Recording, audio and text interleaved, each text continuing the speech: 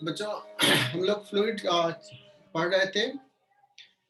एक डाउट लेता हूँ, इलास्टिसिटी का डाउट है एच सी वर्मा का, एंड देन फ्लूइड कंटिन्यू करूंगा। एच सी वर्मा का क्वेश्चन नंबर 11, इलास्टिसिटी वाला चैप्टर, पेज 300।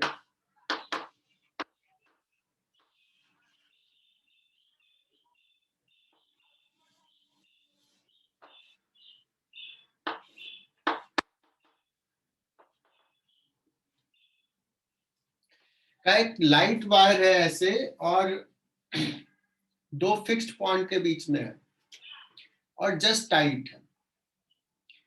इसको क्या किया, मिडिल पॉइंट से एक मास हैंग कर दिया। बच्चों ये स्ट्रिंग स्ट्रेट नहीं रहेगा, ये क्या हो जाएगा, थोड़ा ऐसा आ जाएगा।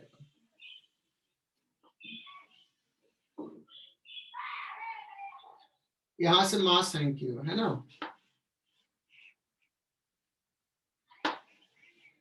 स्ट्रिंग नीचे क्यों आ जाएगा, ये पॉइंट क्यों डिप करेगा, रीजन इज किसके वेट को बैलेंस करना है। तो मान लो यहाँ पे टेंशन आया T, यहां भी टेंशन T, और ये एंगल है थीटा, ये भी theta, so 2T sin theta vertical component, this will balance mg। अब सवाल इसमें है ये कि मास m हैंग किया तो ये कितना डिस्टेंस नीचे आएगा, y क्या होगा, और ये भी दिया हुआ है इसका टोटल लेंथ वायर का 12 है, वायर का cross section area suppose a है, यंग्स मॉडुलस y। ये बच्चों बढ़िया से सवाल है, टफ सवाल है, मेडिकल में नहीं पूछेगा, बट कर लेते हैं। अभी भी पूरा स्ट्रेंथ नहीं आया है, 48 नहीं, अब आ गया।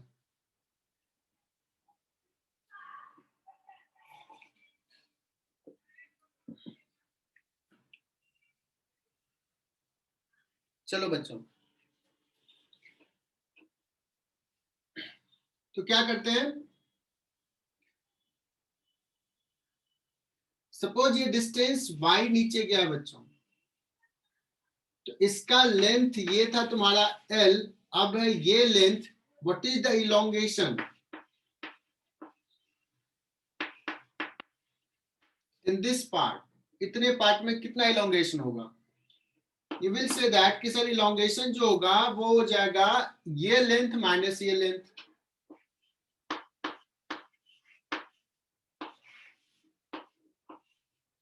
बताओ इतना समझ में आया क्या।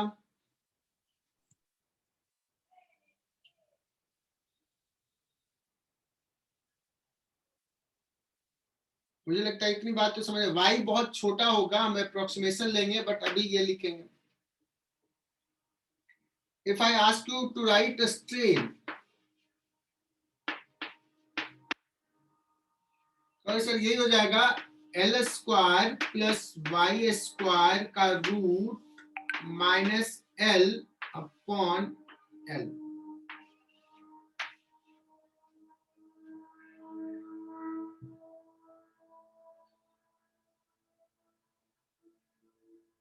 है ना,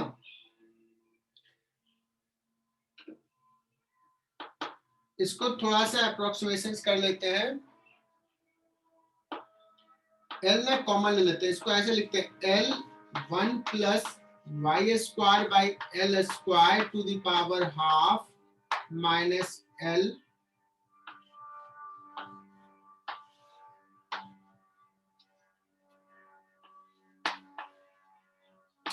थोड़ा सा अप्रोक्सीमेशन और करता, अभी तो अप्रोक्सीमेशन नहीं किया, अभी तो जस्ट मैनिपुलेट किया। y is very small compare to l, तो ये 1 प्लस ये बहुत छोटा क्वांटिटी है, 1 plus nx, 1 plus half Y square by L square minus L common लिया है तो -1,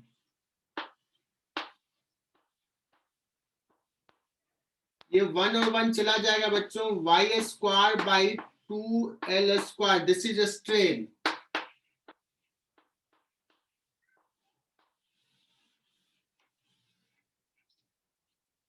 और एक्चुअली अप्रोक्सीमेट स्ट्रेन इतना है।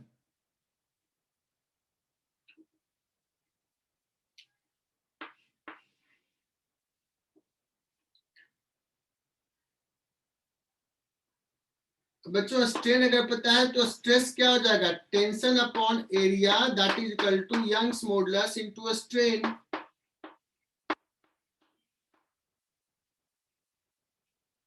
अरे मैं बता रहा हूं ये करने के लिए नहीं बोला था, बिकॉज ये एडवांस लेवल का सम है। टेंशन इज इक्वल टू आ जाएगा y into A into a strain y square by 2l square. और यहां से देखना बच्चों, equation 1, equation 2,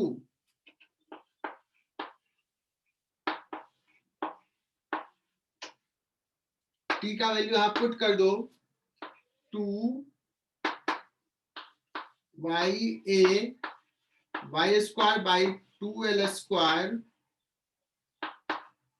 sign theta, theta बहुत छोटा है तो that is equal to tan theta. So एक और y upon l that is equal to mg।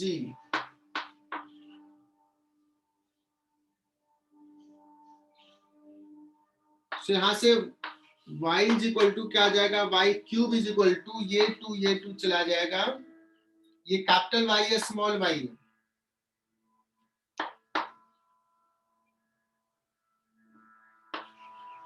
mg upon capital Y A Young's modulus A, और बच्चों ये एल स्क्वायर, ये एल क्यूब।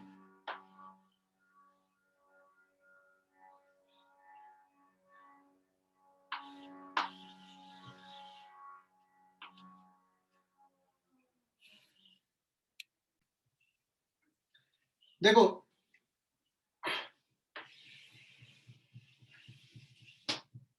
बात करें, पहला ये समझ में आ गया होगा सबको,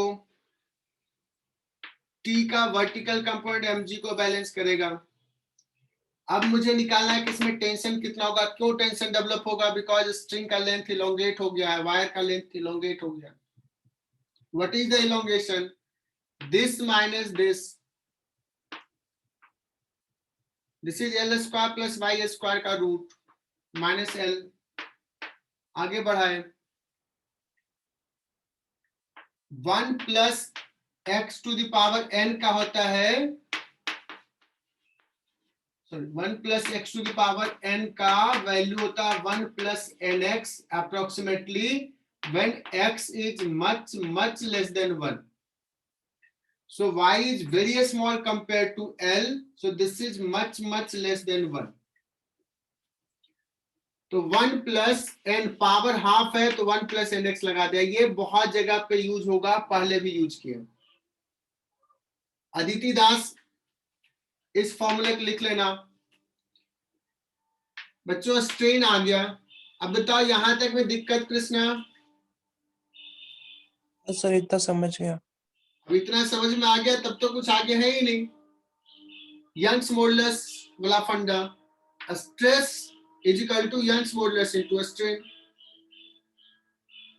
टी इज इक्वल टू, ये लिख लिया, यहाँ पे टी ऐसे था, mg और t में रिलेशन, यंग्स मॉडुलस और इलोंगेशन में रिलेशन लिख लिया 1 और 2। यही मेन चीज था, ये निकालना। बताओ कहां नहीं समझा बच्चों? फ्लूइड में हम लोगों ने लास्ट लेक्चर में क्या क्या डिस्कस कर लिया था?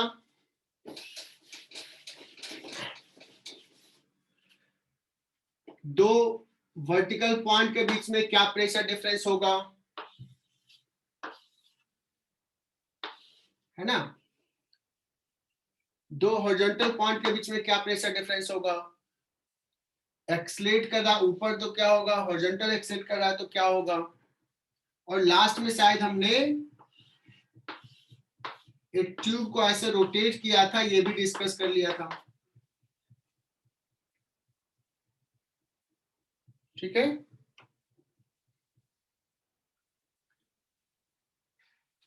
तो बच्चों वहीं से कंटिन्यू करना।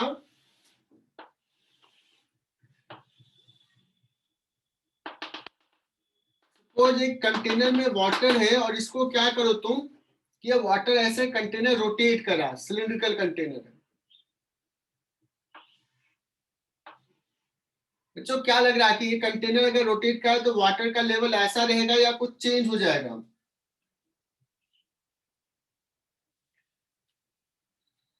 वाटर का जो लेवल है वो ऐसा नहीं होगा, it will take this kind of shape.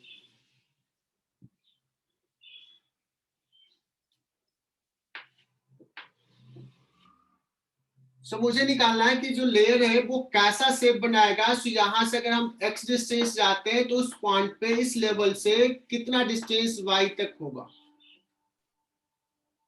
ठीक है ना बच्चों, ये भी प्रेशर P0, यहां भी प्रेशर P0। इस पॉइंट का प्रेशर कितना होगा? अगर मैं इस हाइट से जाऊं तो लिखूंगा P माइनस P0, जो पहले बताया था रो G इंटू वाई।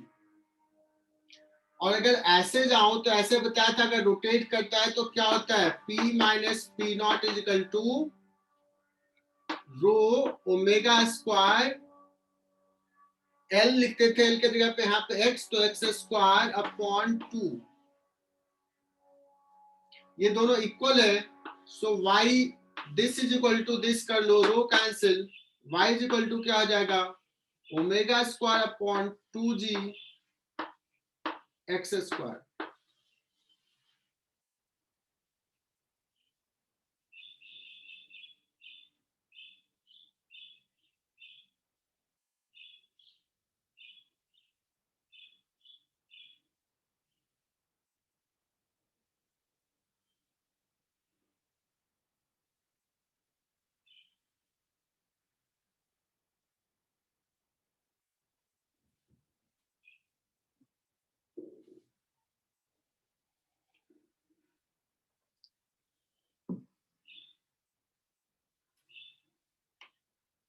बच्चों यहां तक क्लियर?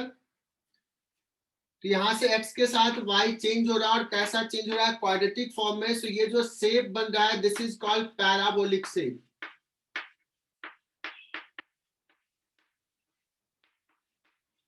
सरफेस जो होगा पैराबोलिक बनाएगा, and this method is used to make parabolic mirror. बच्चों ग्लास, मोल्टन ग्लास लेते हैं और एकदम स्मूथ पैराबोलिक मिरर बनाना है, तो मोल्टन ग्लास को लिया और उसको ना रोटेट किया पर्टिकुलर ओमेगा से, जिस शेप का बनाना है, जो भी रखना है, और जब रोटेट करा तो अपने आप इस टाइप का शेप लेता है लिक्विड, एंड देन उसको सॉलिडिफाई कर देता है उसी स्टेट में। बहुत बढ़िया से पैराबोलिक मिरर बन जाता है। ठीक,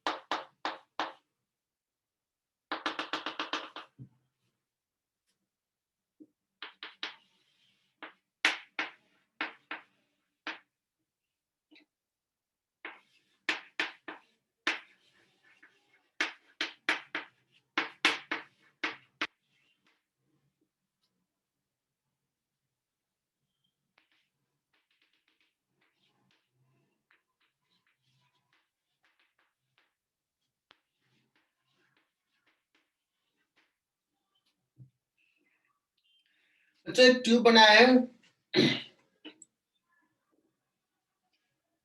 दिस इज ए ट्यूब जिसमें पहले से वाटर फील्ड है and uniform cross section area है।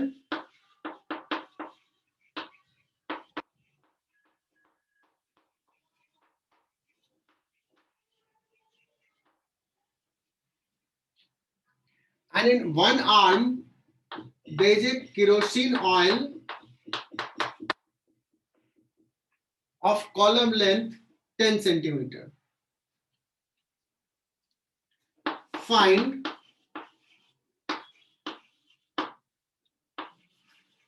height difference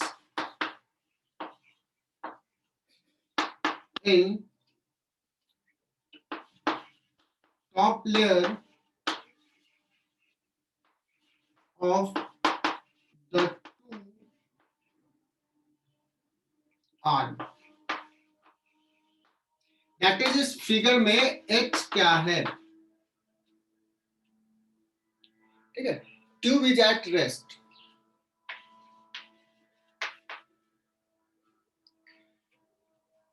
बच्चों कहोगे सर रेस्ट में है तो हम लोग क्या बोलेंगे बच्चों कि इस पॉइंट का प्रेशर इस पॉइंट का प्रेशर सेम होगा।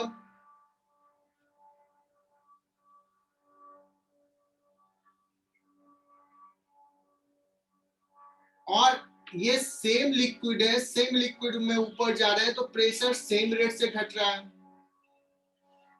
सो जो प्रेशर यहां का होगा बच्चों वही प्रेशर यहां का भी होगा। सो इस पॉइंट का अगर प्रेशर हम लोग कहेंगे P1 है तो इस पॉइंट का भी प्रेशर P2 जो होगा वो P1 के इक्वल होगा।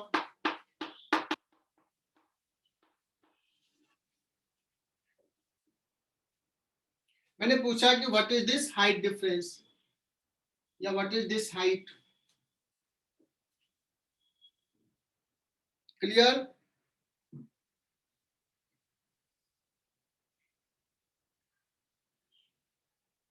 ऐसे सवाल नीट में पहले पूछे, मुझे इस पॉइंट पे प्रेशर लिखना है, इस पॉइंट पे प्रेशर लिखना है और इक्वेट कर देना है। इस पॉइंट का प्रेशर ये this is open to atmosphere P not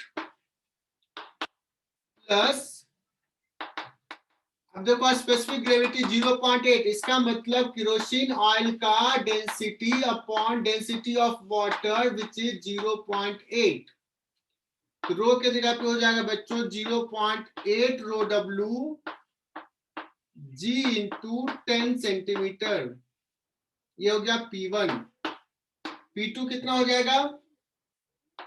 this height is H2। यहां पे है प्रेशर P नॉट, तो P2 हो जाएगा P naught plus rho W G into H2, because ये वाटर है। तो सॉल्यूशंस क्या आ गया? P naught cancel, rho W cancel, G cancel, 0.8 into 10 centimeter is equal to H2. So H2 is equal to आ गया 8 centimetre. So height difference H कितना आ जाएगा आंसर बच्चों? 2 सेंटीमीटर। कोई डाउट इसमें? बच्चों इंजीनियरिंग में यही सवाल कराता तो इसमें एक और सवाल दे देता। इस ट्यूब को सपोज मैं एक्सलेट करा रहा हूं, है ना। इस ट्यूब को इधर हाइट ज्यादा था, इधर हाइट कम था। इसको सपोज मैंने इधर एक्सलेट किया, एक्सलेट करेंगे तो पीछे वाला साइड का हाइट बढ़ना चाहेगा, तो कितना से एक्सलेट इधर करें सो दैट कि दोनों आर्म में लेवल इक्वल हो जाए। What should be the acceleration? ये एडवांस लेवल का सवाल है, तो तुम्हारे लिए नहीं कर रहे, किसी को करना है तो वो ट्राई करके करोगे, पूछोगे डाउट में। बच्चों मैं कुछ एक डायग्राम ड्रॉ करने की कोशिश कर रहा था। सोचो कि इधर सपोज ये रिवर है और इसको ना एक गेट है जिसका साइड लेंथ B है और हाइट H है, और ये वाटर को रोके हुए इस तरफ वाटर है। सो इस तरफ वाटर और इधर एटमॉस्फेरिक प्रेशर से पी नॉट। बच्चों यहाँ पे ये टॉप लेयर तक भरा हुआ है पानी, यहाँ पे प्रेशर पी नॉट। तुम्हें लग रहा होगा कि वाटर जो है इस गेट को इसको पुश कर रहा होगा इधर, है ना। हमें ये निकालना है कि ये वाटर के कारण कितना फोर्स इस गेट पे इस डायरेक्शन में लग रहा है। What is the force? क्योंकि सर फोर्स निकालने में दिक्कत क्या है? दिक्कत ये है कि जैसे जैसे तुम नीचे आओगे यहां से लेयर से, प्रेशर अलग होते जाएगा, फोर्स अलग लगेगा बच्चों। तो ये HC वर्मा का क्वेश्चन नंबर 8 जरूर कर लेना। मैं यहाँ पे समझा रहा हूं, जरूर करना आज ही एक्सरसाइज का। तो लिखो, a dam is closed by a gate of side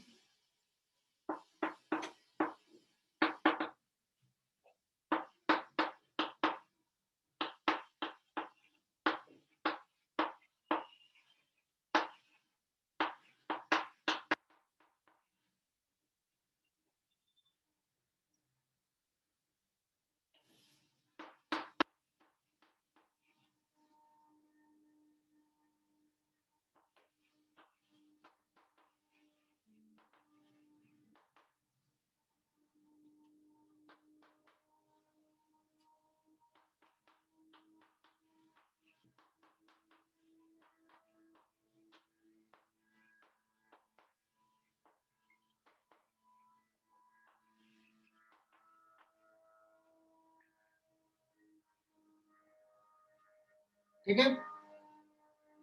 So let's this height is small h। यहां से अगर हम नीचे आए h पे, तो इस पॉइंट पे वाटर का के कारण प्रेशर कितना हो जाएगा? रो जी एच। इनफैक्ट यहाँ पे प्रेशर हो जाएगा P not plus row ji H यहाँ पे, और इसके दूसरे साइड भी बच्चों पी नॉट है। तो पी नॉट के कारण तो इस गेट पे नेट फोर्स 0 हो जाएगा पी नॉट के कारण, बिकॉज उधर से भी लग रहा है इधर से भी है। तो जो एक्स्ट्रा फोर्स गेट पे लग रहा है that is because of the rho ji H. यहाँ पे एच अलग है, यहाँ पे एच अलग है, अलग अलग पॉइंट पे अलग अलग फोर्स लग रहा है। That's why we need to take element. तो मैं क्या करता हूँ, छोटा सा एलिमेंट ले लिया, कितने हाइट का? डीएच हाइट का। सो इस एलिमेंट पे फोर्स कितना हो जाएगा बच्चों? What is dF? Force on the element. Okay sir, pressure into area. Pressure कितना हो जाएगा? Rho ji h. What is the area? This is b. What is this? Dh. Total force निकालना है बच्चों। What will do? Integrate this. तो total force by the water, effective force जो आ जाएगा, एटमॉस्फेरिक प्रेशर को काउंट नहीं कर रहे हैं बिकॉज दोनों तरफ से वो सेम इंपैक्ट क्रिएट कर रहा है। So rho g into b h square by 2 h d h, h square by 2, h square by 2। Limit put कर देते हैं बच्चों, कहां से कहां तक? हाइट 0 से लेकर के एच हाइट तक। सो ये कितना आ जाएगा देखो,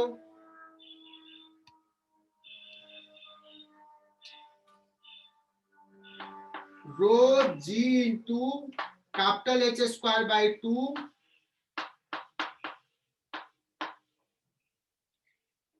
इसको ना मैं थोड़ा अरेंज करके लिखता हूं, rho g into h by 2 into b into H.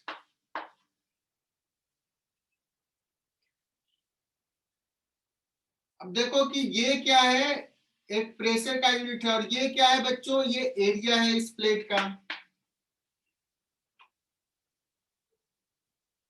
हमने ऑल द इंटीग्रेट किया, बट अब तुम समझ सकते हो कि इस पे अगर नेट फोर्स निकालना था तो यहां का प्रेशर 0, यहां का प्रेशर रो जी एच, और ये लीनियरली चेंज कर रहा है, that's why average will work. तो मैं ना यहाँ का प्रेशर लेता हूँ ना यहाँ का प्रेशर लेता हूँ, कहाँ का लेता हूँ, बीच का। देखो रो GH/2, तो मीड का प्रेशर इनटू टोटल एरिया। क्या ये बात क्लियर हुई? चलो बच्चों, अभी हम लोगों ने बेसिक डिस्कस कर रहे थे, और अभी तक तुम लोग सोचोगे सर फ्लूइड पढ़ाने वाले हैं, बॉयसी तो बताया ही नहीं है। तो हम लोग बॉयसी फोर्स पे आते हैं, जिसपे सबसे ज्यादा सवाल आता है ना।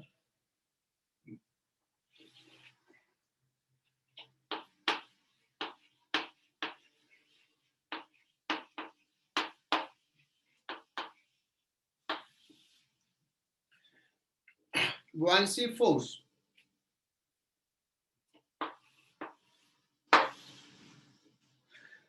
आर्किमिडीज प्रिंसिपल तुम लोग पढ़े होंगे। कोई स्टेट कर सकता है कि आर्किमिडीज प्रिंसिपल क्या है?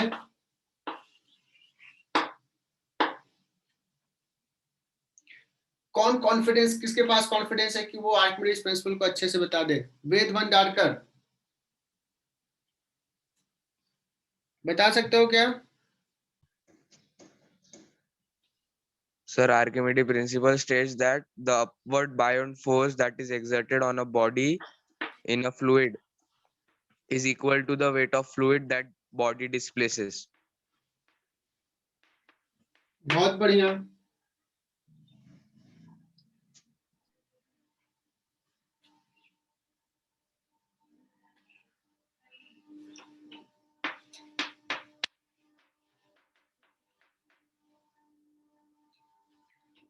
बहुत बढ़िया बताया। आर्किमिडीज प्रिंसिपल क्या है कि अगर कोई भी बॉडी, तुम लोग रट्टा मारे होगे, फुल्ली और पार्शियली सबमर्ज इन ए फ्लूइड, कोई बॉडी अगर फुल्ली हो या पार्शियली सबमर्ज हो किसी भी फ्लूइड में, the fluid exerts an upward force. पहला पॉइंट क्या है? Fluid exerts an upward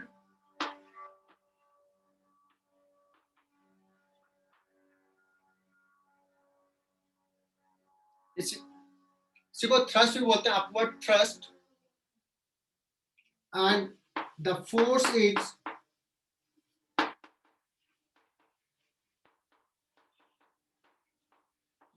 is equal to, किसके बराबर होगा? Weight of the displaced fluid.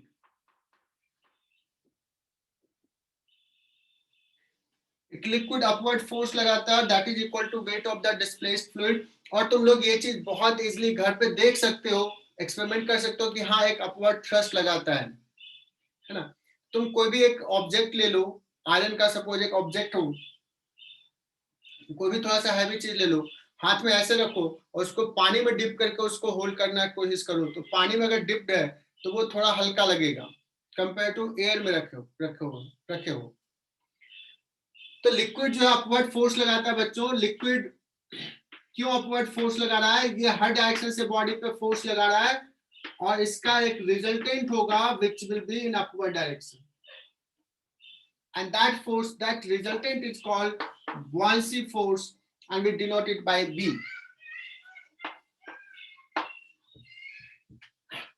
ठीक है?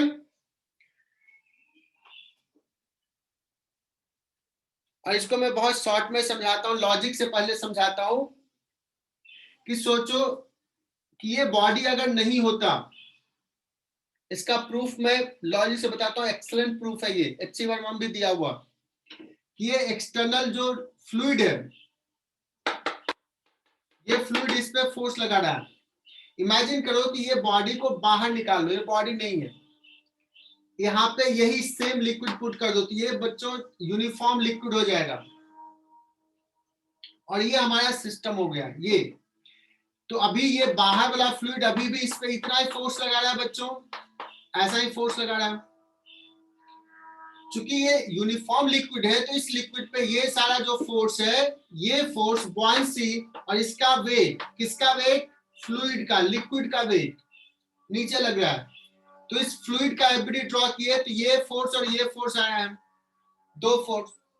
चूंकि ये यूनिफॉर्म लिक्विड है, ये तो रेस्ट में है, क्या है एक्सेलेरेशन 0 है, तो क्या हो जाएगा B is equal to weight of the displaced liquid, because ये लिक्विड में। ये लॉजिक में तो थोड़ा जल्दी बता दिया, पता नहीं समझ में आया कि नहीं।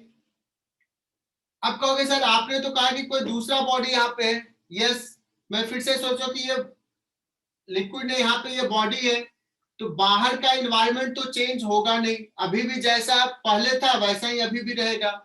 तो अभी भी अदर लिक्विड कितना फोर्स लगाएगा, सेम। तो ये बॉडी कुछ भी है, mass of the body, whatever the mass of the body doesn't depend, it depends upon कि ये कितना लिक्विड डिस्प्लेस हो रहा है। अब यहाँ पे मैं थोड़ा सा और भी लॉजिक बताता हूँ जो तुम्हारे काम का बहुत ज्यादा हो सकता है कि ना हो।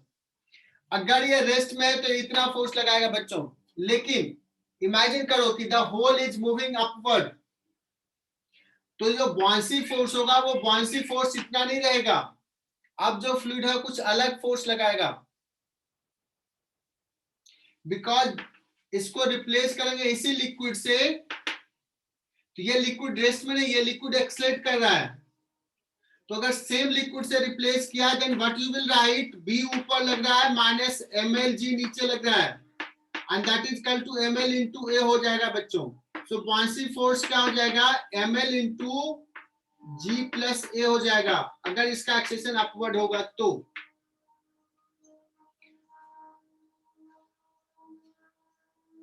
मतलब हम जो आर्किमिडीज प्रिंसिपल पढ़ रहे हैं वो स्पेशल केस है कि the fluid is at rest, fluid is not accelerating. अगर एक्सेलरेट करेगा तो ये वैलिड नहीं रहेगा, we have to modify the equation. g के जगह पे g प्लस a पुट कर देंगे, अपवर्ड है तो, डाउनवर्ड रहेगा तो g माइनस a, और अगर ये एक्सेलरेट कर रहा है g से ही, फ्री फॉल है, तो बॉयंसी फोर्स हो जाएगा 0। बट मुझे पता है कि बहुत सारे बच्चों को नहीं समझ में आएगा, तो मैं क्या करता हूँ ना, बॉयंसी फोर्स को ना प्रूफ कर देता हूँ एक स्पेशल केस लेके, वो लॉजिक से प्रूफ किया। मान लो एक क्यूबिकल ब्लॉक है बच्चों, या क्यूबॉइड है, और ये अभी लिक्विड में फुल्ली सबमर्ज्ड है, और ये सपोज लेयर टॉप लेयर है, ये डिस्टेंस सपोज h1 है, ये हाइट सपोज h है बच्चों। तो इस लिक्विड इस क्यूब पे कहां से फोर्स लग रहा है, फ्लूइड कैसे फोर्स लगा रहा है, यहाँ पे फोर्स लग रहा है नीचे, और यहाँ पे फोर्स लग रहा है ऊपर, और ये सारे फोर्स तो क्या हो जाएंगे, कैंसिल हो जाएंगे, बिकॉज जितना प्रेशर यहाँ उतना ही प्रेशर यहाँ, तो ये फोर्स कैंसिल हो जाएगा। लेट्स यहाँ का प्रेशर P1, यहाँ का pressure P2, what is the net force,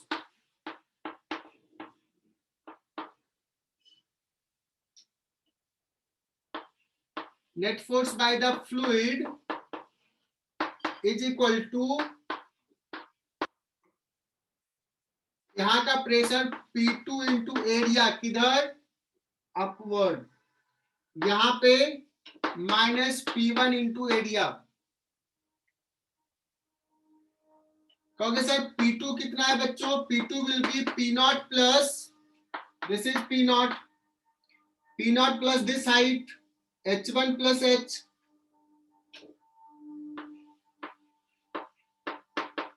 मैं प्रूफ कर रहा हूं बॉयंसी फोर्स को एक स्पेशल केस लेके, माइनस P1 कितना लिखेंगे, P0 प्लस, ये h1 हाइट नीचे है, रो जी h1, और a ब्रैकेट से बाहर। बहुत ही सिंपल सा लिखा हूं, देखो ये P0 चला जाएगा, यहाँ पे रो जी h1 है, ये h1 चला जाएगा, चेक इट, क्या आ जाएगा, रो जी, और रो किसका, लिक्विड का, रो एल लिख देता हूं, प्रेशर लिखा है लिक्विड के कारण है ना, rho L G into H into A. What is H into A? This is the volume. Volume किसका? डिस्प्लेस्ड लिक्विड का. ये क्या है? Mass of the displaced liquid ml into g, that is equal to weight of the, g लगा दिया, weight of the displaced liquid.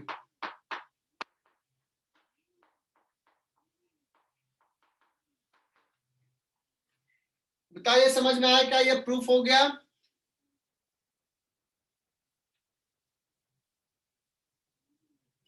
ये simple case के लिए प्रूफ किया, इससे पहले लॉजिक से प्रूफ किया था जो तुम्हारे सर्च से के ऊपर से गया होगा, उसको एक बार और एक्सप्लेन कर दूंगा बाद में.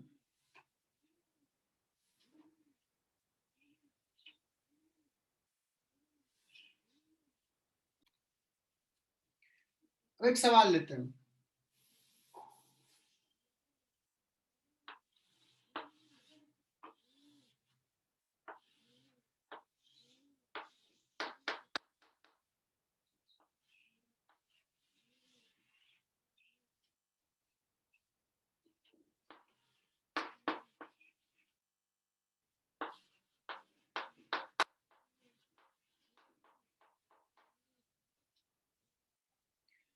मैंने कहा कि एक सॉलिड ब्लॉक है जिसका मास 2 kg है और इसका डेंसिटी जो है वो suppose 3 times of rho W है. दैट मीन्स इस ब्लॉक का मटेरियल का स्पेसिफिक ग्रेविटी 3 है and this is dipped in water.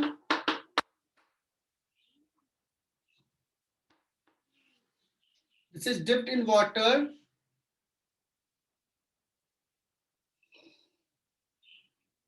पहला सवाल,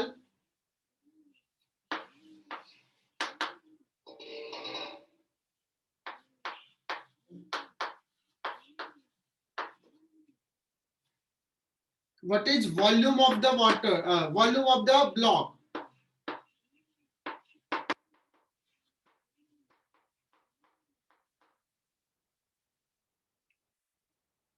okay sir, volume of the block, volume is equal to क्या हो जाएगा? Mass upon density. डेंसिटी दिया है क्या? Yes, 2 kg upon 3 into rho W.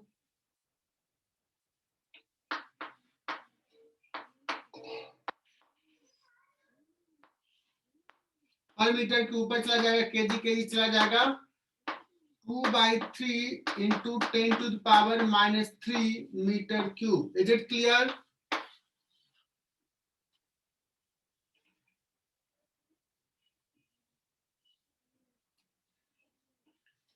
दूसरा सवाल, what is buoyancy force? Sir buoyancy force क्या होगा? buoyancy force is the volume of the displaced liquid. चूंकि कंप्लीटली सबमर्ज है, जो ब्लॉक का वॉल्यूम है वही वॉल्यूम डिस्प्लेस्ड लिक्विड का होगा.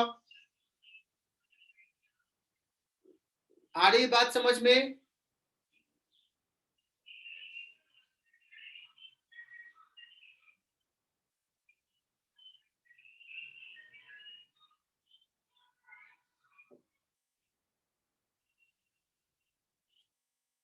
So V into rho W into G, this will be the buoyancy force. buoyancy force कितना हो जाएगा बच्चों? M by rho of the material, ये हो जाएगा volume into rho W into G. M कितना है? 2 kg. रो कितना है? 3 रो W into rho W into G. 2/3 G. 20/3 Newton. Is it clear? तीसरा सवाल, फाइन टेंशन.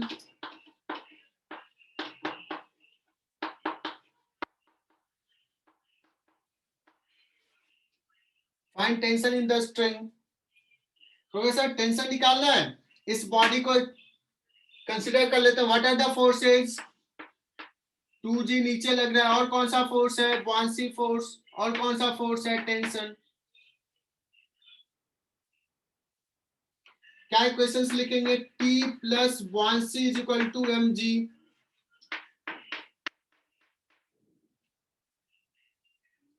mg कितना हो जाएगा बच्चों? 20 newton minus buoyancy force is how much? अभी जस्ट निकाला है 20/3, 40/3 newton. This is the tension.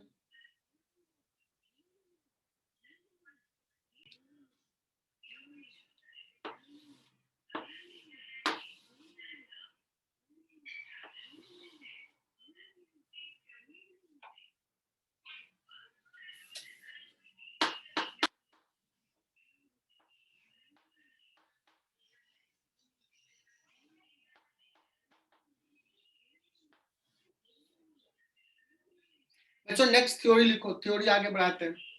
Flotation, मतलब कोई भी बॉडी फ्लोट कब करेगा? फ्लोट का मतलब क्या होता है?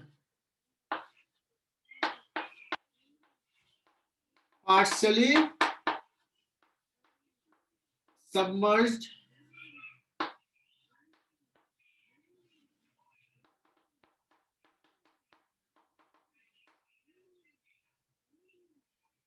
पार्शियली सबमर्ज्ड लिक्विड में कुछ पार्ट लिक्विड से बाहर है, कुछ पार्ट अंदर है, और बॉडी इक्विलिब्रियम में है, फ्लोट कर रहा है। तो बच्चों बॉडी इक्विलिब्रियम में है तो इस पे फोर्सेज कौन कौन सा है? तो इसका एक वेट, बॉडी का वेट, और कौन सा फोर्स लग रहा होगा? एक लग रहा होगा बुआंसी। तो अगर कोई बॉडी फ्लोट कर रहा है तो सिंपल सा इक्वेशन क्या हो जाएगा बच्चों? Buoyancy is equal to weight that is equal to mg। किसका मास? ब्लॉक का mass. This is the condition.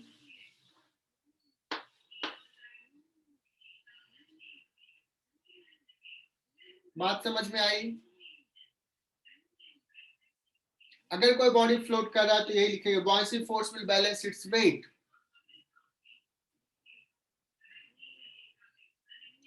अब स्पेशल केस लेता हूं।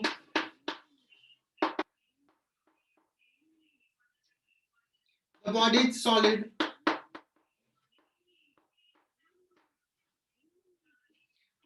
बॉडी सॉलिड है और सपोज टोटल वॉल्यूम जो है ना बॉडी का that is v।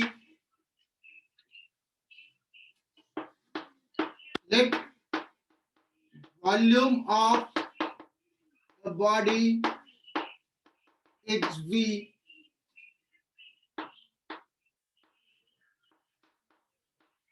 Volume of submerged part is equal to v dash. So submerged part का v dash, that means volume of displaced liquid is v dash.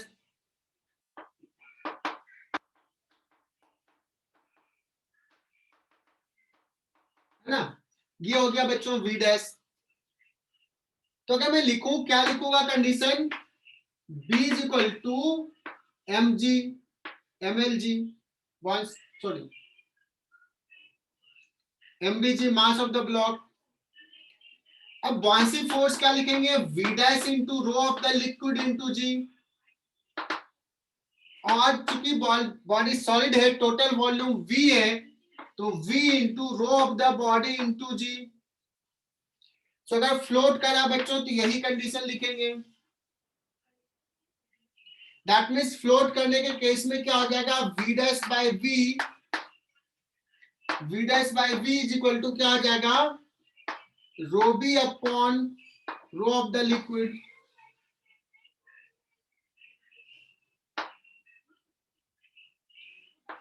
As चूंकि float कर रहा है, v dash by v जो होगा वो less than 1 होगा। Equal कब होगा? जब जस्ट फ्लोट कर रहा है, पूरा सबमर्ज्ड है। तो अगर कोई सॉलिड बॉडी फ्लोट कर रहा है तो ये term less than equal to 1 होना चाहिए।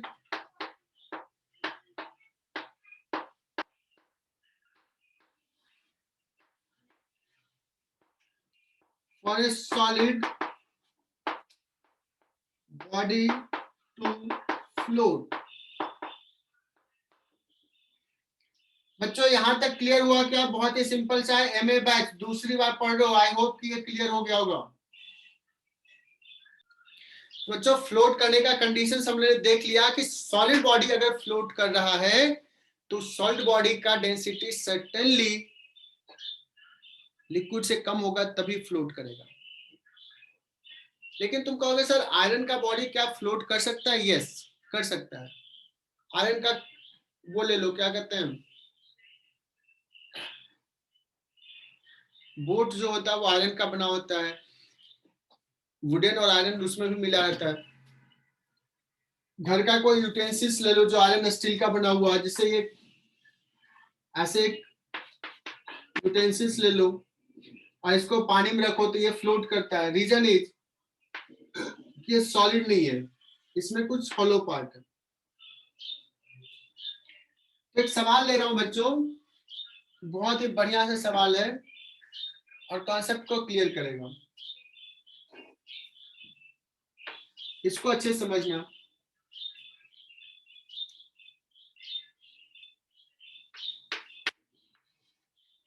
A hollow sphere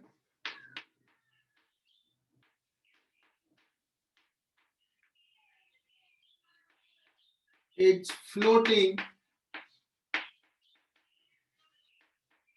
in water with exactly half submerged। थोड़ा अच्छा से सवाल ले लिया तुम्हारे लिए, मेडिकल के लिए। exactly half submerged if inner and outer radius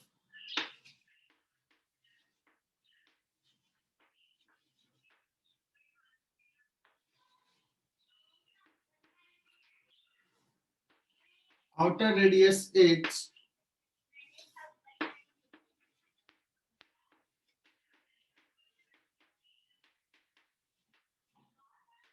r by 2 and r, then find specific gravity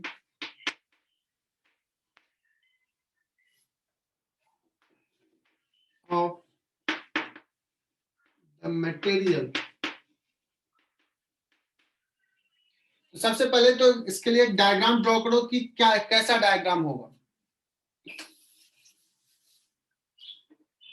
water में एक होलो स्फीयर फ्लोट कर रहा है लेकिन एग्जैक्टली हाफ सबमर्ज फ्लोट कर रहा है।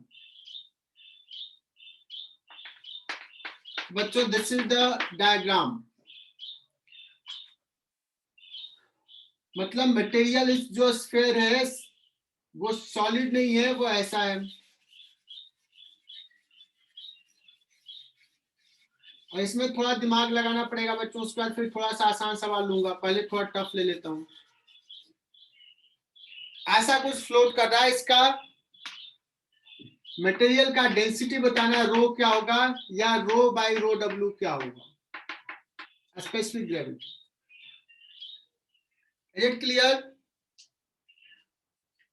तो आज सीख लिया, मतलब आज तूने कुछ सवाल सीखा है, कुछ नया सीखा है।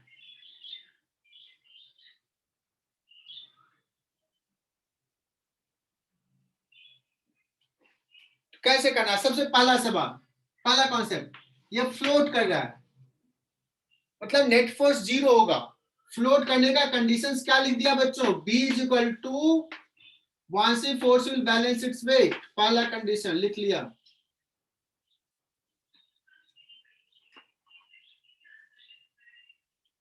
समझा क्या?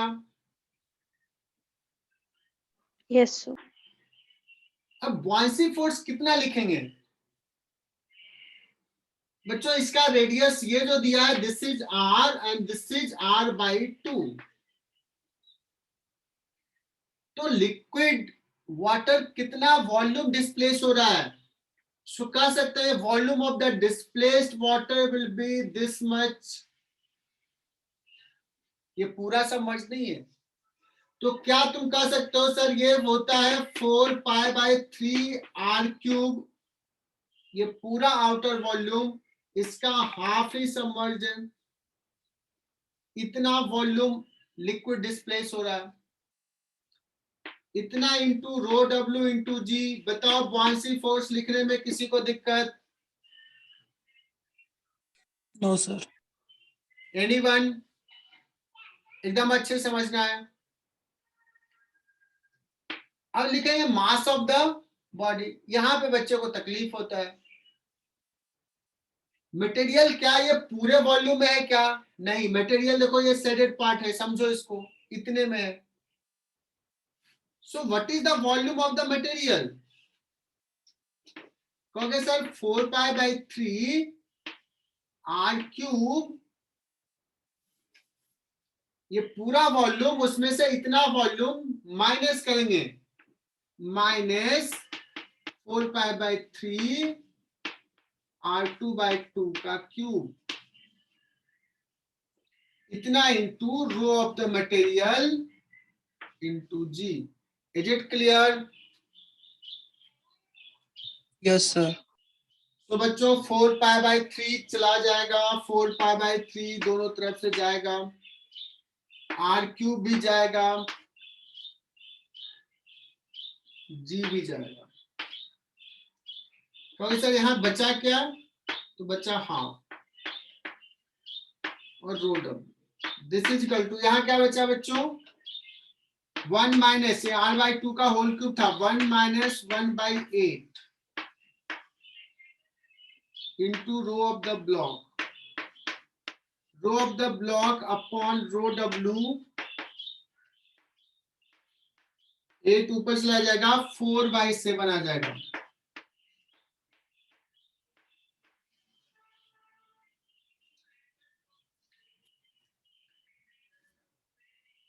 बच्चों ये बात समझ में आई क्या?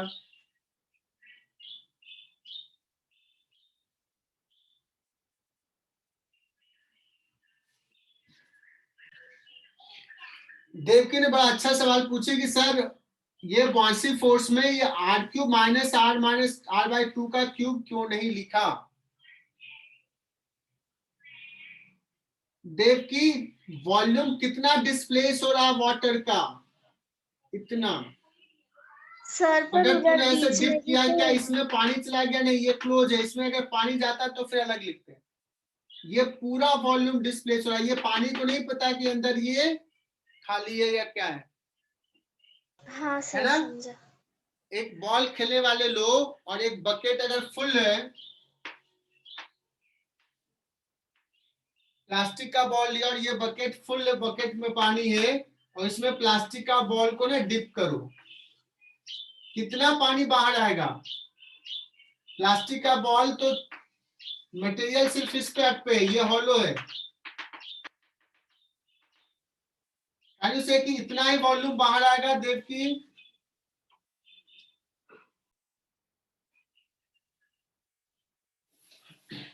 लिखो नेक्स्ट सवाल।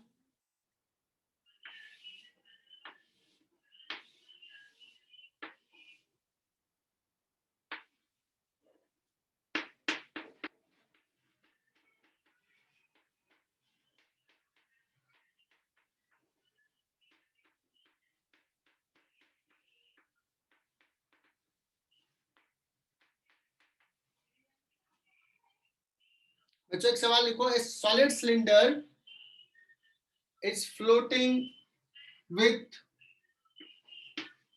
1/3 हाइट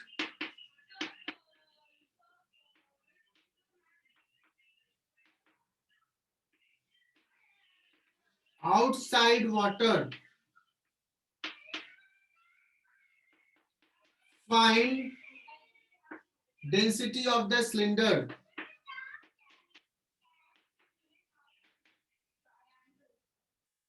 एक सिलेंडर है जिसका हाइट सपोज h है, और कह रहा उसका 1/3 पार्ट आउटसाइड वाटर है, और सॉलिड सिलेंडर दिया है। तो अगर सर अभी अभी हमने प्रूफ किया था कि v dash upon v V dash is the volume submerged upon total volume. ये आया था density of the block upon density of the liquid. Clear?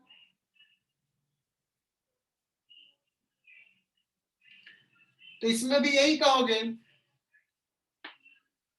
अगर h/3 बाहर है तो 2h/3 अंदर है बच्चों, तो इसका वॉल्यूम V डैश कितना हो जाएगा, जो वॉल्यूम अंदर है submerge part 2h/3 into cross section area, V dash हो गया upon total volume which is H,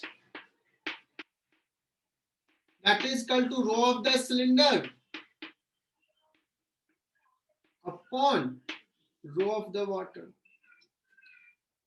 So, यही हो जाएगा बच्चों, स्पेसिफिक ग्रेविटी बोलते हैं। कितना आ जाएगा 2/3।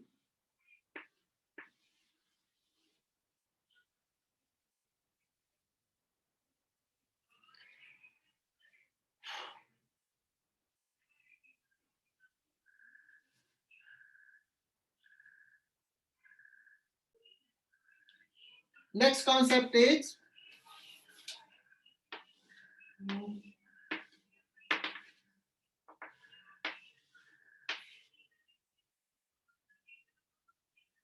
कि अगर कोई बॉडी जो है वो एक लिक्विड में फ्लोट नहीं कर रहा है, दो लिक्विड के इंटरफेस पे वो फ्लोट कर रहा है, कुछ पार्ट लिक्विड 1 में जिसका डेंसिटी ρ1 है और कुछ पार्ट लिक्विड 2 में है, ऐसे फ्लोट कर रहा है। तो केस क्या लगे, if a body is at interface of two liquid,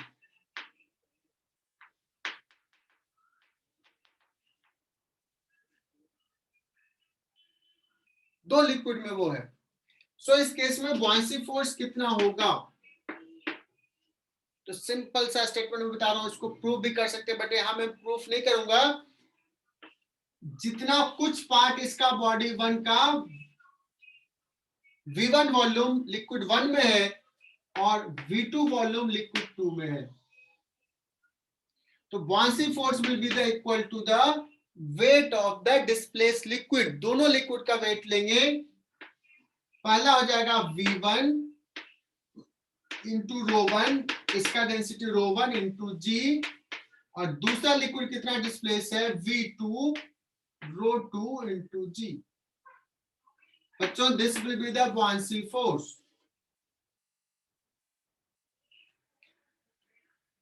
this is the buoyancy force, और ये आ जाता, प्रूफ कर सकते हैं, प्रूफ टफ नहीं है बट तुम लोग ध्यान में रखो।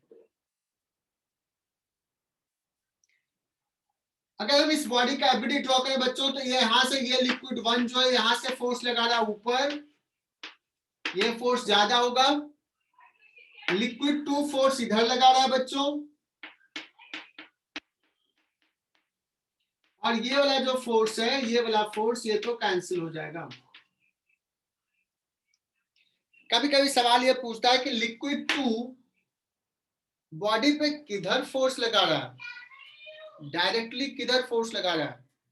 आईआईटी ने ऐसे सवाल पूछे हैं, लिक्विड 2 बॉडी पे डायरेक्टली जो फोर्स लगा रहा है वो डाउनवर्ड लगा रहा है, डाउनवर्ड, और इसका तो हो जाएगा 0। लेकिन तुम कहोगे सर आपने तो इतना लिखा है, ये लिक्विड 2 का फोर्स इतना यहां से नहीं लग रहा है, बिकॉज ऑफ द लिक्विड 2, इसके कारण यहां पे प्रेशर ज्यादा है। लिक्विड 2 इनडायरेक्टली यहां से फोर्स लगवा रहा है through liquid 1, directly liquid 2 downward लगा रहा है, लेकिन इनडायरेक्टली और डायरेक्टली मिला के जो रिजल्ट आएगा वो रिजल्ट इतना होगा और अपवर्ड डायरेक्शन होगा। अगर कोई पूछा जाए ऐसे सवाल कि सर अगर कहा जाए कि एक बॉडी है जो 3 लिक्विड में फ्लोट कर रहा है, लिक्विड 1, रो 2, रो 3, 3 लिक्विड में है। ये हो गया V1, ये हो गया V2, ये हो गया V3। बुयांसी फोर्स कितना हो जाएगा इस केस में? तो लिक्विड 1 का displaced weight rho 1 into V1 into g, rho 2 into V2 into g, rho 3 into V3 into g. This will be the net upward force. बच्चों ये रिजल्ट ध्यान रखना। लेकिन अगर कोई पूछे कि डायरेक्टली लिक्विड 2 कैसा कितना फोर्स लगा रहा है डायरेक्टली, तो डायरेक्टली बच्चों लिक्विड 2 जो है वो 0 फोर्स लगा रहा है। लिक्विड 3 डाउनवर्ड एक्शन फोर्स लगा रहा है और लिक्विड 1 जो है सिर्फ वही अपवर्ड लगा रहा है।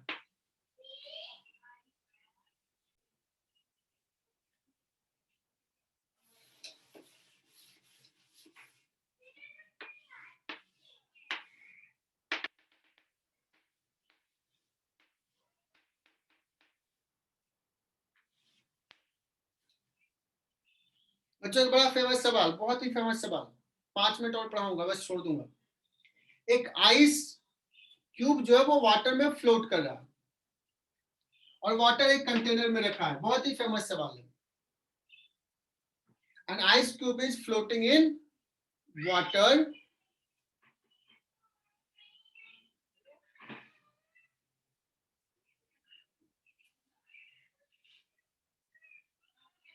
कुछ पार्ट आउटसाइड वाटर होगा और वाटर का लेवल यहां है।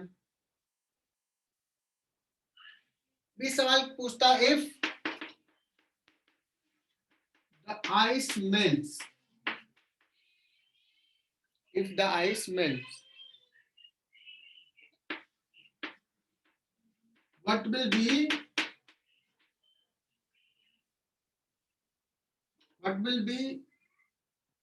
will happen to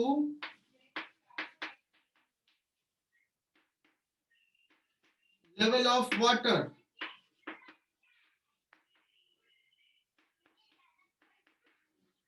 in the beaker?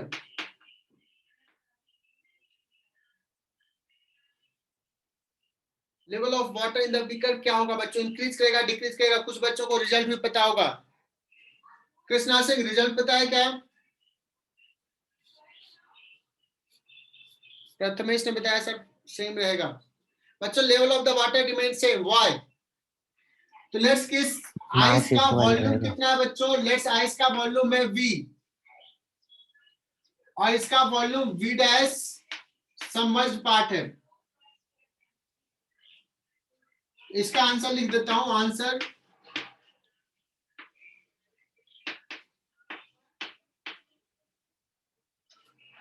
बहुत क्विकली इसको प्रूव कर रहा हूं कि ये आइस अगर फ्लोट कर रहा है वाटर में, टोटल वॉल्यूम है V, सबमर्ज्ड पार्ट का वॉल्यूम है V डैश, तो हम इक्वेशंस लिखेंगे बच्चों। Buoyancy force is equal to mb into g, मतलब यहाँ पे आइस हो जाएगा। कहोगे सर बुयांसी फोर्स हो जाएगा V dash into rho W into जी।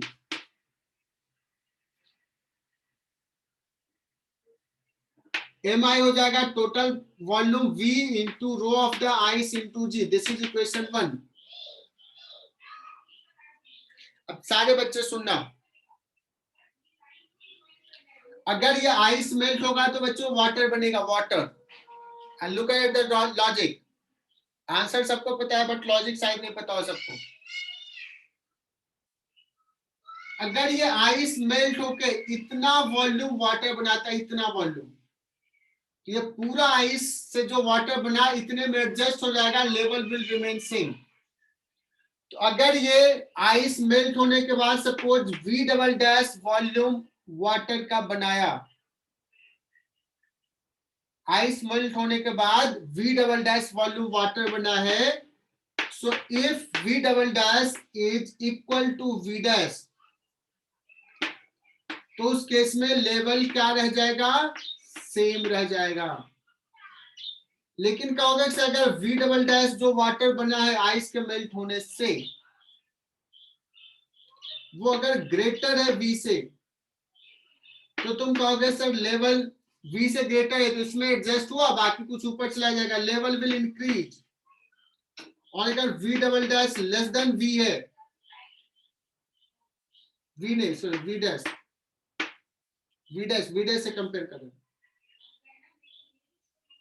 तो लेवल विल डिक्रीज। क्या ये लॉजिक समझ में आया?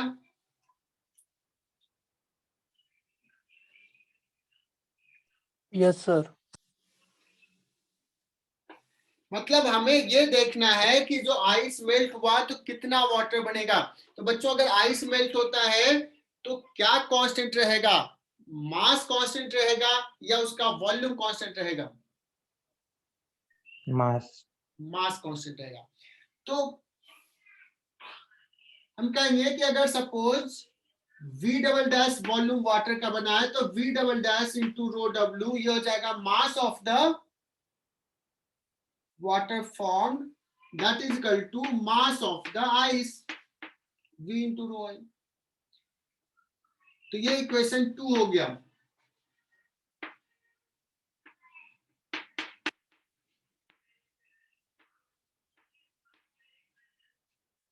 और यहां से तुम क्या देखोगे, ये इक्वेशन और ये इक्वेशन देखो तो एग्जैक्टली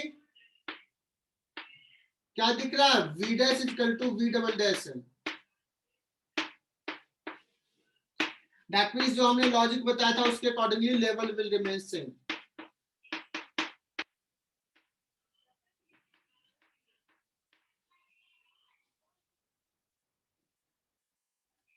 क्लियर? अब यहाँ पे सारे बच्चे निकल गए तो आज यही का क्लास यहीं पे फिनिश करता हूं, इसको आगे बढ़ाऊंगा मैं। बच्चों होमवर्क रहा, बुकलेट तुम्हारे पास होगा, बुयांसी फोर्स का सेक्शन, उसके पहले जो सेक्शन है तुम सॉल्व करना शुरू कर दो, फ्लूइड स्टैटिक्स का क्वेश्चन। आज एचसी वर्मा ट्राई करके आना है, कहां से कहां तक मैं बता रहा हूं। बहुत सारे सॉल्व तो नहीं होंगे तुम लोगों से, स्टिल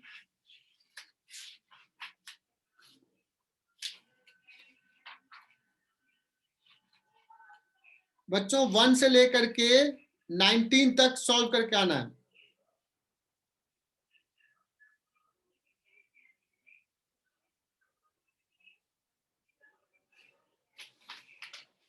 वन टू 19 ट्राई करके आना, सारे सवाल कितने होते हैं नेक्स्ट क्लास में डिस्कशन रखेंगे।